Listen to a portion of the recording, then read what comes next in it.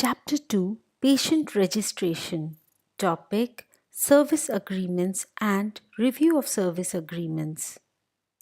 At the end of this chapter, the learners should be able to define the meaning of service agreements and review of service agreements, the concept of test request forms or TRF generated by the referring physician and those generated by the labs, system of lab numbering and unique identification, and the need for informed consent. The ISO 15189-2012 says that laboratories must have documented procedures for the establishment and review of agreements for providing medical laboratory services. Each request accepted by the laboratory for examination is to be considered a service agreement.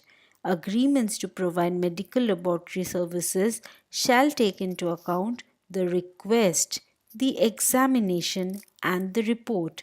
The agreement shall specify the information needed on the request to ensure appropriate examination and result interpretation. The following conditions shall be met when the lab enters into an agreement to provide medical lab services. The requirements of the customers and users and of the provider of the lab services, including the examination processes to be used, shall be defined, documented, and understood. The laboratory shall have the capability and the resources to meet the requirements. Lab personnel shall have the skill and expertise necessary for the performance of the intended examinations. Examination procedures selected shall be appropriate and able to meet the customer's needs. Customers and users shall be informed of any deviations from the agreement that can impact upon the examination result. Reference shall be made to any work referred by the laboratory to a referral lab or a consultant.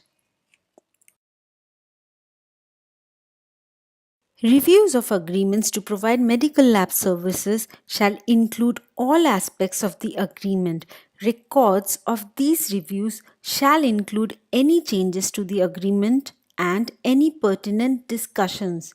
When an agreement needs to be amended after the lab services have commenced, the same agreement review process shall be repeated and any amendments shall be communicated to all the affected parties.